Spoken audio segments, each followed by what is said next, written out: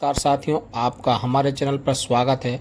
तो दोस्तों, डिक्टेशन शुरू होगी 5 सेकंड बाद। 5, 4, 3, 2, 1। माननीय अध्यक्ष महोदय, अभी खाद्य स्थिति के बारे में जो बहस चल रही है उससे संबंधित दो बातों की ओर मैं मंत्री जी का ध्यान खींचना चाहता हूं। अभी हाल ही में मैं अपने जिले में गया था। यद्यपि चारों ओर इस बात का जिक्र है कि इस बार बहुत अच्छी फसल हुई है, लेकिन हमारे जिले में वर्षा बहुत देर से होने के कारण यहाँ पर फसल बहुत कम हुई है। इसलिए जो अगला वर्ष आ रहा है उसमें वहाँ पर खाद्य सामग्री की दिक्कत रहेगी। मंत्री जी इसके लिए तैयार रहें और वहाँ पर जो सहायता की आवश्यकता हो, जो अन्न की आवश्यकता हो, मंत्री जी उसके लिए उपाय खोजें। एक दूसरी बात की ओर भी मैं मंत्री जी का ध्यान आकर्षित करना चाहता हूं। अभी गेहूं की बुआई का समय है। केंद्र सरकार की ओर से कहा जा रहा है कि उन्होंने बीज का प्रबंध कर दिया है। जहां तक मैं अपने जिले के लोगों से बात कर पाया, सबने यह बताया कि उसको यह परेशानी है कि उन्हें गेहूं का बीज बिल्कुल नहीं मिल रहा है और इसीलिए इन बातों की ओर मैं मंत्री जी का ध्यान खींचना चाहता हूं। जहां तक खाद्य स्थिति का प्रश्न है, आज भी इस संबंध में स्थिति बहुत अच्छी नहीं है।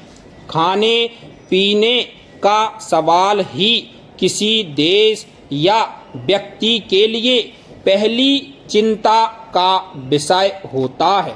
अभी तक हमारा देश इस पहली चिंता से ऊपर नहीं उठ पाया है और इसीलिए बार बार इस स्थिति के बारे में हम लोगों को यहाँ पर बहस करनी पड़ रही है। यह बात आज से 2 साल पहले कही गई थी कि अब हम लोगों ने अच्छी फसल का प्रबंध कर लिया है और उसका परिणाम यह हुआ कि अब हमारे देश में इतनी उपज होनी शुरू हो गई है कि जिससे अपने देश को किसी दूसरे देश पर निर्भर नहीं होना पड़ेगा। यहाँ की पैदावार से अपने देश का काम चल सकता है।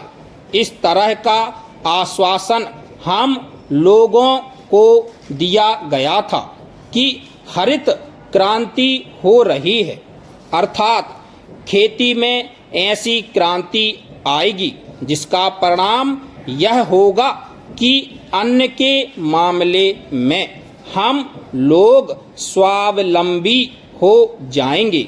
लेकिन 2 साल के बाद भी वही रवैया देखने में आया।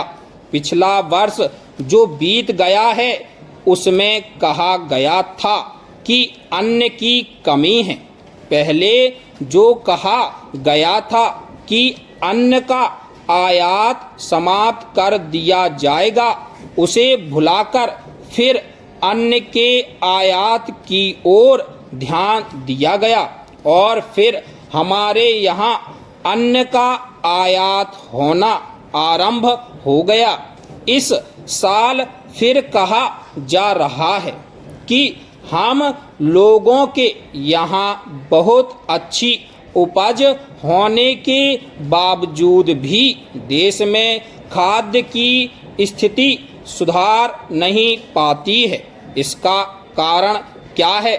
इस और माननीय मंत्री जी को ध्यान देना चाहिए ताकि आम जनता को राहत मिल सके। पैरा महोदय, मैं कहना चाहता हूं कि विश्व में कोई भी देश ऐसा नहीं होगा जहां की परिवहन व्यवस्था सिर्फ एक ही ईंधन पर निर्भर हो।